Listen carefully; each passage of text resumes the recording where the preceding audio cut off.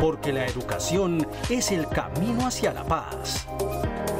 Nosotros vamos donde están las historias, buscando la verdad de maestros que hacen grande Colombia. Y todos sus protagonistas tienen su espacio en Encuentro. Hola, buenos días, bienvenidos a Encuentro, el programa institucional de FECODE. Hoy nos encontramos desde las instalaciones del Museo Nacional, aquí en la capital de la República. La invitación es para que visiten las diferentes exposiciones temporales y permanentes que están programadas para el público. Mi nombre es Omaira Morales y aquí inicia Encuentro. Por una tutela interpuesta por uno de los proponentes, suspendido el proceso de contratación de los servicios médico-asistenciales del magisterio. Estudio de la medición de calidad de educación superior evidencia la falta de inversión en la educación pública del país. La reforma al Sistema General de Participaciones debe ser inminente si se busca mejorar servicios básicos como el agua potable y el saneamiento básico.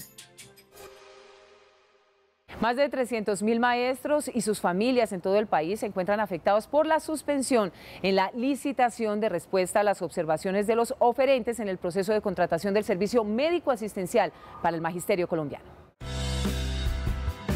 Quedó suspendida la audiencia para conocer quiénes siguen habilitados para lograr la contratación de la prestación de los servicios de salud para el magisterio. La reanudación del pasado 6 de septiembre fue suspendida hasta que se levante la medida provisional por una acción de tutela que ordenó como medida provisional a la FIDU previsora para que suspendiera temporalmente la diligencia programada para el 5 de septiembre denominada audiencia de respuesta a las observaciones presentadas y consolidación del informe final de cumplimiento o no cumplimiento de los requisitos habilitantes, apertura de la oferta calificable a los habilitados.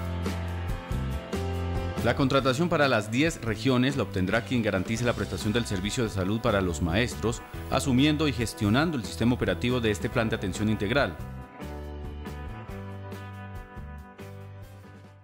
Nuevamente el Ministerio de Educación aborda el tema de la inclusión para la población en condición de discapacidad en la escuela. Un tema que suena muy bien si se destinan los recursos necesarios para la capacitación de docentes, la contratación de maestros auxiliares en el aula de apoyo y sobre todo para la reconstrucción de la infraestructura escolar para recibir a los niños y a los jóvenes en las mejores condiciones. Que no vaya a pasar lo de la jornada única que se convirtió en una verdadera improvisación. Con el decreto 1421 de agosto del 2017, el Ministerio de Educación le aseguró a la población con discapacidad y talentos excepcionales su inclusión al sistema educativo. Da 5 años a los colegios para adoptar las condiciones necesarias para recibirlos. Sin embargo, este no es un compromiso nuevo. Es un decreto que suena bien, pero que en la práctica requiere sobre todo de presupuesto para hacer una reforma estructural del sistema educativo que de verdad sea incluyente y no un remedio. El contexto es precario. Es precario porque la escuela colombiana nunca se ha preparado en serio para resolver la atención que de acuerdo con la Constitución se debería prestar a los niños en condiciones de discapacidad. Lo que se ha hecho en la escuela colombiana en ese sentido es más un problema de la vocación de los maestros. Y sí se requiere de todo un acompañamiento, porque deben hablarse en términos de adaptaciones curriculares, de flexibilización curricular, que no quiere decir que poner los contenidos curriculares por debajo de lo regular, sino que por el contrario debe haber una equiparación de los aprendizajes. Según el decreto, la educación incluyente será financiada por el Sistema General de Participaciones. Se girará un 20% adicional según la disponibilidad presupuestal que haya en cada vigencia por nivel y zona. El gobierno no puede sacar una directiva de condiciones para si no tiene, digamos, unas decisiones en materia de inversión, que digan vamos a meter tanta plata en los colegios para que los colegios se adecúen a las necesidades de los niños. Empezando porque habría que derruir la gran mayoría de los colegios de este país que fueron hechos colegios de cualquier manera. Maestros y maestras que trabajan con niños, en niñas, jóvenes, adolescentes sin discapacidad, pues no tendrían por qué saber todo esto, ¿cierto? Porque la escuela, la universidad muchas veces en sus materias no tiene como un eje articulador la discapacidad, sino que en este momento solo unas carreras forman precisamente para trabajar con discapacidad. La Constitución garantiza la educación para todos los niños y jóvenes sin excepción, pero cada derecho requiere de condiciones para ser garantizado. La educación incluyente no es nueva, ya hay experiencias intermedias que existen y son los maestros comprometidos los que se han echado a cuesta la responsabilidad, porque en la práctica poco cambio en el aula. Nuevamente el llamado es a la no improvisación, no al populismo mediático y sí a la destinación real de recursos. Hoy, cuando se habla del papel de la familia, la escuela y el Estado en la formación de nuestros niños y jóvenes, es importante detenernos para analizar la responsabilidad de cada uno de estos sectores en la educación, sobre todo cuando hablamos de un derecho consagrado constitucionalmente. Según la Ley General de Educación, le corresponde al Estado, la familia y la sociedad velar por la calidad de la educación y su cumplimiento, garantizando el cubrimiento del servicio. La educación es un derecho fundamental que puede ser prestado directamente por el Estado, por las comunidades organizadas o por los particulares. En todo caso, el Estado tiene la suprema inspección, vigilancia y control sobre la educación. Así lo establece la Constitución Política. En este sentido, FECODE viene liderando un proceso para buscar recuperar y fortalecer los recursos para la inversión social en educación, salud, saneamiento básico y agua potable. La educación como derecho también es un deber. Los estudiantes tienen derechos y deberes en el marco del Manual de Convivencia, siendo el Estado el mayor responsable en el referente a la financiación y administración de la educación. Los padres deberán acompañar el proceso educativo de sus hijos. El proceso educativo viene desde la casa y los padres tienen que estar haciendo acompañamiento a todo el proceso pedagógico, a todas las actividades institucionales que de la escuela se dejan, a toda la actividad académica y disciplinaria, estar en permanente comunicación con los padres de familia. Es decir, que la educación es un acto muy complejo que no se le puede dejar solamente a los maestros y maestras. Padres de familia tienen que colaborar igualmente en ellos y tienen unas responsabilidades, pero también unos derechos de conformidad como lo establece el Manual de Convivencia en las instituciones educativas. Según la Ley General de Educación, la sociedad colaborará en la vigilancia de la prestación de este derecho, haciendo cumplir por parte de las autoridades el servicio educativo. La sociedad apoyará a fomentar instituciones de apoyo a la educación y el fortalecimiento de las instituciones educativas. Información de interés para el magisterio en la voz del secretario de Organización y Educación Sindical, el profesor Ricardo Avendaño.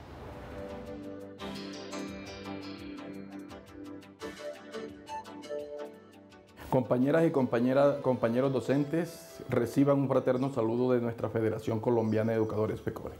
Aprovecho esta oportunidad para, en nombre de la Federación Colombiana y de nuestros maestros que han sido golpeados por la violencia en Colombia, saludar en forma positiva los acuerdos del cese bilateral al fuego alcanzados en la mesa de negociación de Quito entre el Gobierno Nacional y el ELN.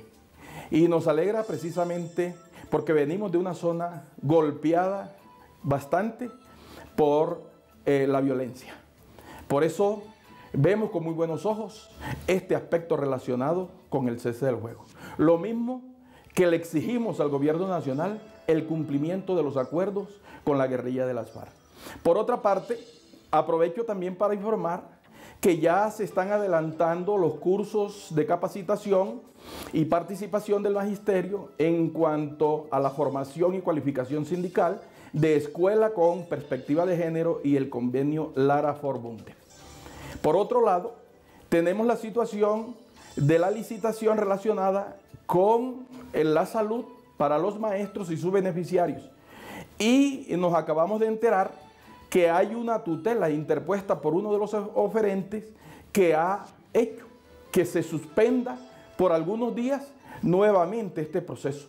Situación que nos preocupa porque la verdad es que la situación de salud de nuestros maestros, de nuestras maestras y de nuestros beneficiarios es bastante precaria. Por eso nosotros le exigimos a los órganos de control que hagan presencia y que exijan el cumplimiento de este proceso licitatorio y que el día 1 de octubre ya estén los nuevos operarios trabajando como tienen que ser. Feliz fin de semana. En días pasados, el Ministerio de Educación dio a conocer un estudio sobre medición de calidad de la educación superior. Fueron evaluadas 226 universidades del país. La medición de educación superior mostró que en los últimos 5 años hubo un aumento del 30% en el número de egresados universitarios de pregrado y un aumento del 90% de número de egresados en posgrado. Sin embargo, aseguran que no es más inversión para la educación, es un desvío de los mismos recursos que han existido para este sector. Los crecimientos de cobertura tanto en pregrado como en posgrado no corresponden a mejoras en la inversión en educación superior. Muchos de estos incrementos se dan, uno, porque son las familias las que están costeando los estudios de las personas que están en pregrado o porque es el mismo estudiante de posgrado el que está pagando sus estudios. Dos, no significa que haya habido un aumento del presupuesto. Lo que ocurre es que el gobierno está pagando becas en universidades privadas con recursos públicos, ¿sí?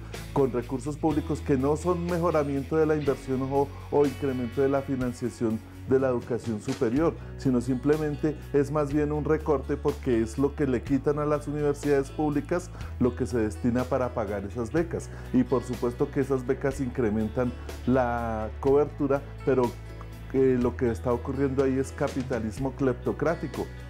El estudio también valoró habilidades de los estudiantes en Saber Pro, pero aseguran que no son instrumentos idóneos para analizar lo que está pasando en la formación universitaria en Colombia. Hace falta todavía una discusión muy amplia y la construcción de unos elementos no solamente de medición, porque la calidad no se puede medir.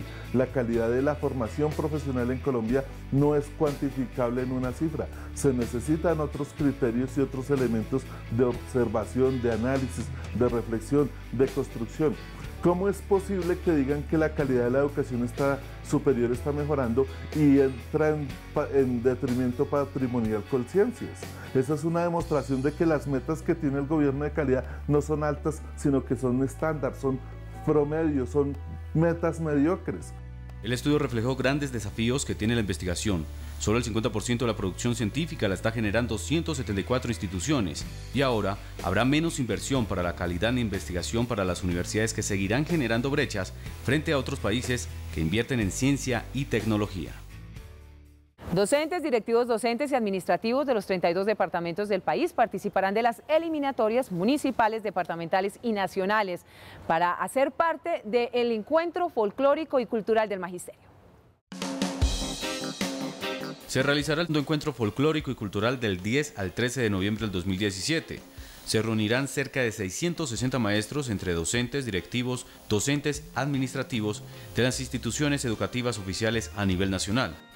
Las inscripciones las vamos a llevar a cabo a través de una plataforma en donde cada entidad territorial en cabeza del jefe de talento humano de bienestar de las entidades territoriales harán las inscripciones, las cuales se llevarán a cabo durante el mes de octubre para que estén habilitados en plataforma y poder participar. El encuentro folclórico y cultural tendrá la modalidad de danza con 12 parejas y música conformada por solistas, dúos, tríos o grupos conformados por máximo 6 personas. El rescate del autóctono indudablemente le está demostrando al país que en las instituciones educativas los docentes están en eso, en el rescate de nuestras raíces culturales, y ese es el gran logro, el gran aporte que se le hace a la cultura y a la educación en este evento, que es un acuerdo logrado por FECODE con el Gobierno Nacional en cabeza del Ministerio de Educación en el año 2015. Las actividades que se han venido desarrollando ha demostrado la presencia del magisterio en todo el país y rescata las actividades artísticas y culturales. Serán 32 departamentos y Bogotá quienes participarán una vez más en el rescate de la cultura en nuestras instituciones educativas. Y que efectivamente ese amor con el que desarrollan las actividades de clasificación al evento departamental, municipal y al evento nacional sean los mismos que se trasladen para el rescate de nuestra cultura en las instituciones educativas. Indudablemente ese es el amor con el que los docentes laboran en este tipo de actividades artísticas, con el que los niños y las niñas de nuestro país deben crecer. El secretario de Asuntos Pedagógicos y Científicos de FECODE, el profesor Fabio Herrera, a esta hora le habla al magisterio colombiano.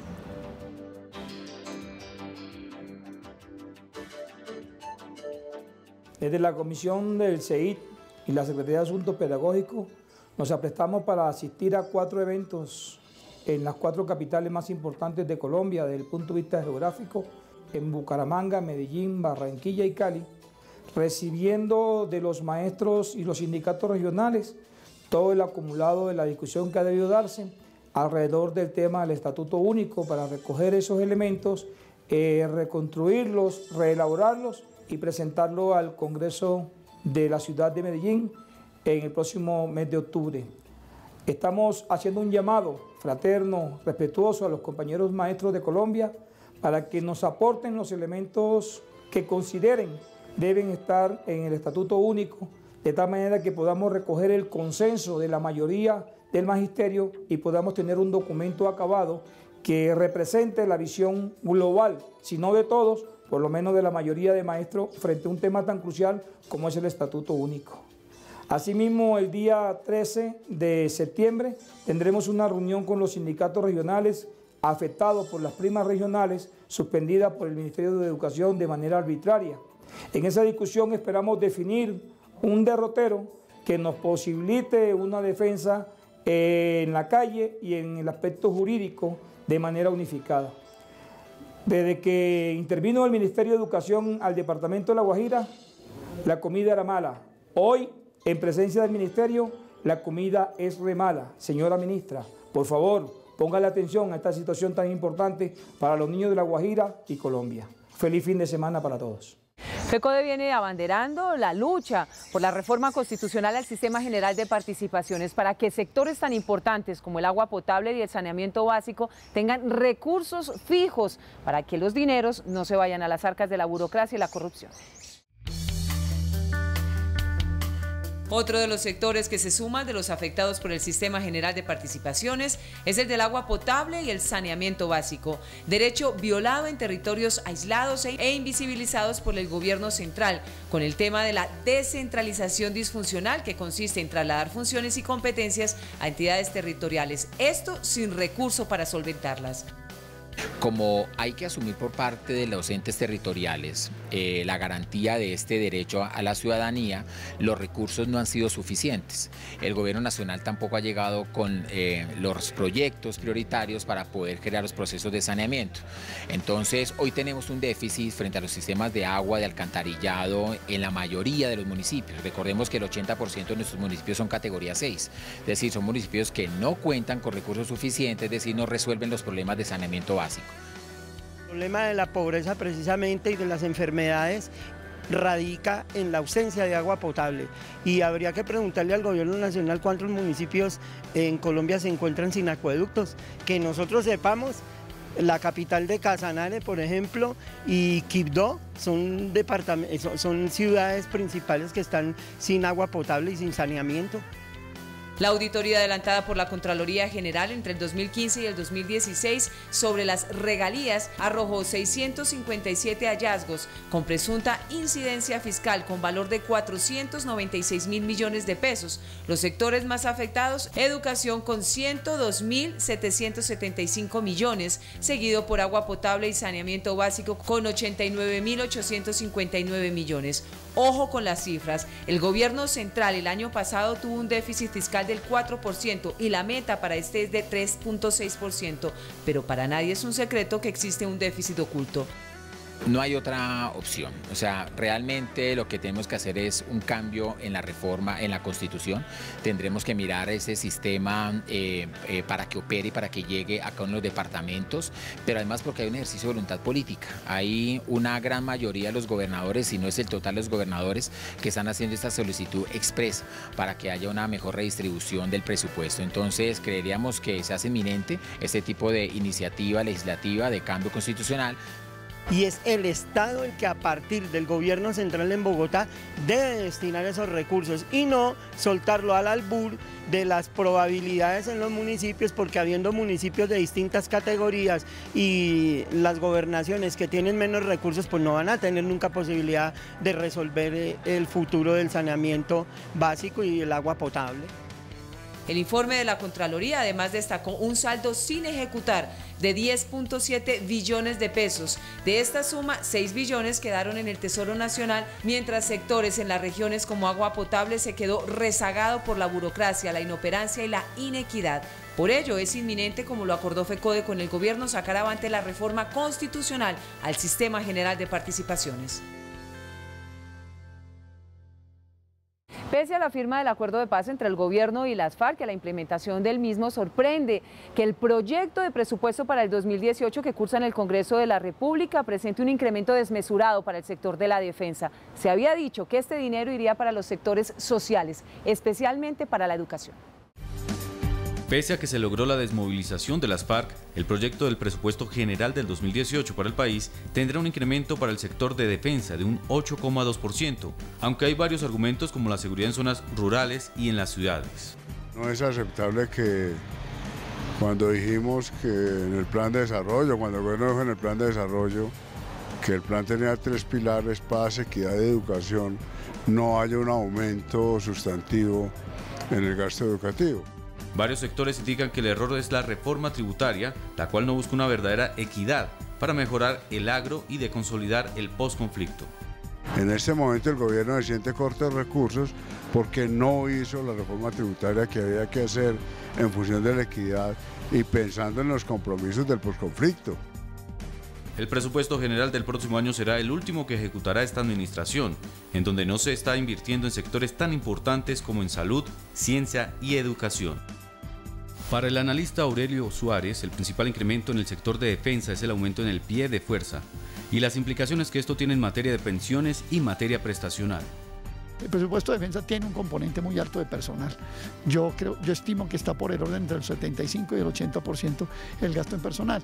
El país está sosteniendo prácticamente 500.000 de miembros de la fuerza pública, entre policía, ejército, armada y fuerza aérea. Hay que tener claro, es un porcentaje de ese aumento que tiene que cubrir un gasto que el país ya tiene recurrente por haberse sembrado en fuerza pública, no necesariamente todo, pero quiero enfatizar y añadir que eso tiene un peso específico muy grande en ese presupuesto. El proyecto del presupuesto para el próximo año presentado por el gobierno busca invertir en obras, pagar la deuda y funcionar, y asciende a 235,6 billones de pesos. Los colombianos no han podido asumir en sus finanzas el cobro del 19% en el IVA y ya se avecinan vientos de una nueva reforma. Todo porque ni el ministro de Hacienda ni el presidente de la República quisieron escuchar las advertencias del fracaso anunciado.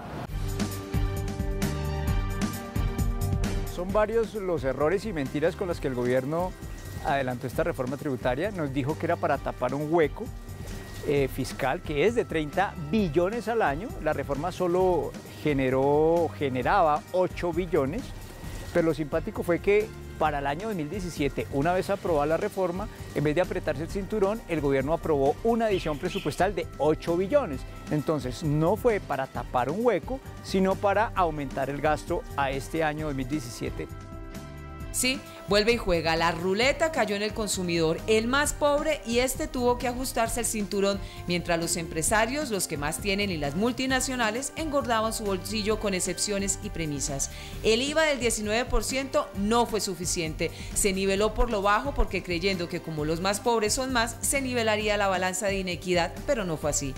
Buena parte de esta reforma, por ejemplo, el tema de las empresas sin ánimo de lucro, se dijo que se les iba a echar la mano al bolsillo a estos instrumentos para eludir impuestos y hasta el momento, como no se ha reglamentado, pues termina siendo un saludo a la bandera.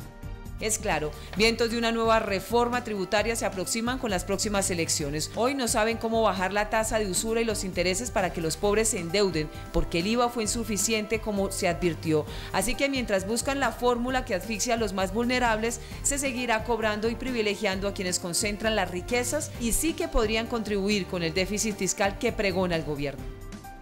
La improvisación de las reformas tributarias de los dos gobiernos de Santos evidencian poco avance en materia de recaudo, poco avance en materia de simplificación tributaria y por tanto poco avance en la efectividad de recaudo.